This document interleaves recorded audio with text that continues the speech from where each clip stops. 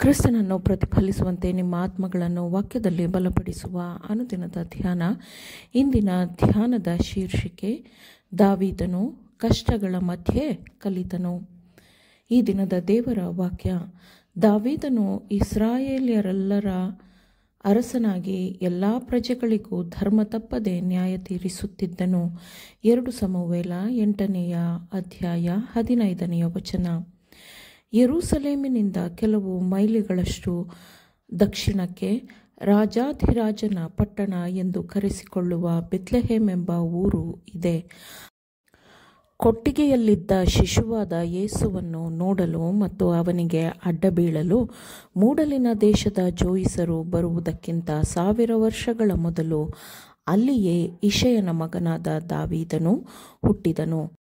ರಕ್ಷಕನ ಆಗಮನಕ್ಕೆ ಶತಮಾನಗಳ ಮೊದಲು ದಾವೀದನು ಹುಡುಗನ ಚೈತನ್ಯದಲ್ಲಿದ್ದಾಗ ಬೆತ್ಲೆಹೇಮ್ ಸುತ್ತಮುತ್ತಲಿನ ಬೆಟ್ಟಗಳ ಮೇಲೆ ಮೇಯುತ್ತಿದ್ದ ತನ್ನ ಕುರಿ ಹಿಂಡುಗಳನ್ನು ಕಾವಲು ಕಾಯುತ್ತಿದ್ದನು.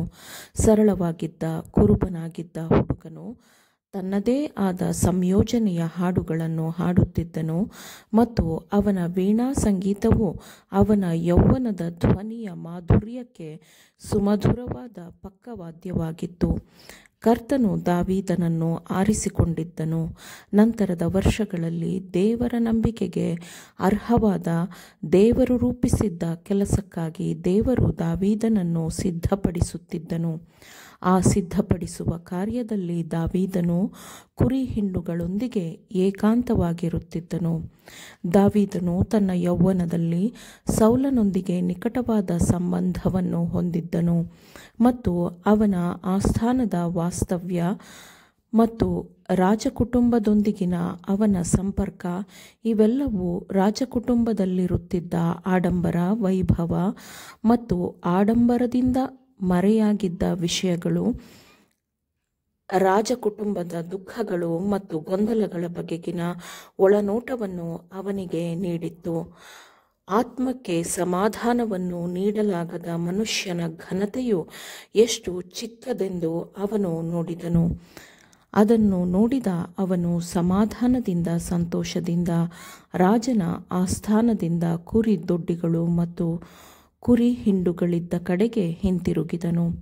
ಸೌಲನ ಅಸೂಯೆಯಿಂದ ಒಬ್ಬ ದೇಶಭ್ರಷ್ಟನಂತೆ ದಾವೀದನನ್ನು ಅರಣ್ಯಕ್ಕೆ ಓಡಿಸಿದಾಗ ಮಾನವ ಬೆಂಬಲದಿಂದ ದೂರಾದ ದಾವೀದನು ದೇವರ ಮೇಲೆ ಹೆಚ್ಚು ಅವಲಂಬಿತನಾದನು. ಅರಣ್ಯ ಜೀವನದ ಅನಿಶ್ಚಿತತೆ ಮತ್ತು ಗೊಂದಲಗಳು, ಅಲ್ಲಿದ್ದ ದಿನನಿತ್ಯದ ಅಪಾಯಗಳು, ಆಗಾಗ್ಗೆ ಸ್ಥಳ ಬದಲಿಸುವ ಅಗತ್ಯತೆ, ಅವನ ಬಳಿಗೆ ಕೂಡಿ ಬಂದವರಾದ ಕುಗ್ಗಿದವರು, ಸಾಲಗಾರರು, ಮನನೊಂದವರೂ ಆಗಿರುವ ಸರ್ವಜನರು ಬಂದು ಅವನನ್ನು ಆಶ್ರಯಿಸಿಕೊಂಡವರ ಗುಣಸ್ವಭಾವಗಳು ಇವೆಲ್ಲವೂ ಅವನಲ್ಲಿ ಕಟ್ಟುನಿಟ್ಟಿನ ಶಿಸ್ತನ್ನು ಅಗತ್ಯವಾಗಿಸಿತ್ತು.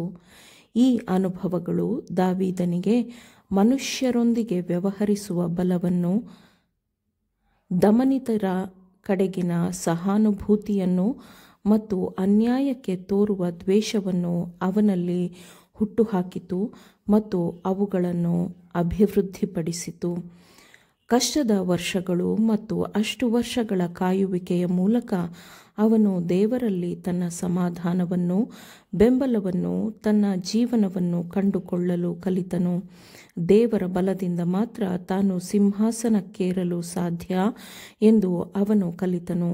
ದೇವರ ಜ್ಞಾನದಿಂದ ಮಾತ್ರ ತಾನು ಜ್ಞಾನಯುಕ್ತನಾಗಿ ಆಳ್ವಿಕೆ ನಡೆಸಬಹುದು ಎಂದು ಯೋಚಿಸಿದನು. ಕಷ್ಟ ಮತ್ತು ದುಃಖದ ಶಾಲೆಯಲ್ಲಿ ತರಬೇತಿಯ ಮೂಲಕ ದಾವೀದನು ದಾಖಲೆಯನ್ನು ಮಾಡಲು ಸಾಧ್ಯವಾಯಿತು.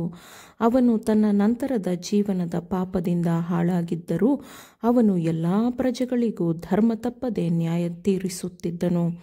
ಅವನನ್ನು ಪ್ರೇರಿಸಿದ ಪ್ರೀತಿ, ಅವನನ್ನು ಸುತ್ತುವರೆದ ದುಃಖಗಳು, ಅವನೊಂದಿಗಿದ್ದ ವಿಜಯಗಳು ಇವೆಲ್ಲವೂ ಅವನ ಸಕ್ರಿಯ ಚಿಂತನೆಯ ವಿಷಯಗಳಾಗಿದ್ದವು ಮತ್ತು ತನ್ನ ಜೀವನದಲ್ಲಿ ದೊರೆತ ಎಲ್ಲ ಅನುಗ್ರಹಗಳಲ್ಲಿ ಅವನು ದೇವರ ಪ್ರೀತಿಯನ್ನು ನೋಡಿದಾಗ ಅವನ ಹೃದಯವು ಸ್ತುತಿಯಿಂದಲೂ ಕೃತಜ್ಞತೆಯಿಂದಲೂ ತುಂಬಿತ್ತು.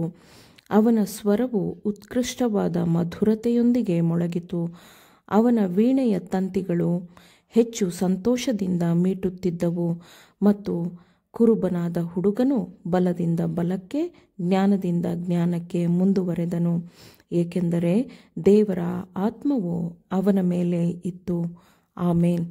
ದೇವರ ವಾಕ್ಯಗಳನ್ನು ಶ್ರದ್ಧೆಯಿಂದ ಆಲಿಸುವವರು ಮಾತ್ರವೇ ಆಗಿರದೆ ಪಾಲಿಸುವವರೂ ಆಗಬೇಕೆಂದು ನಿಮ್ಮನ್ನು ಉತ್ತೇಜಿಸುತ್ತೇನೆ.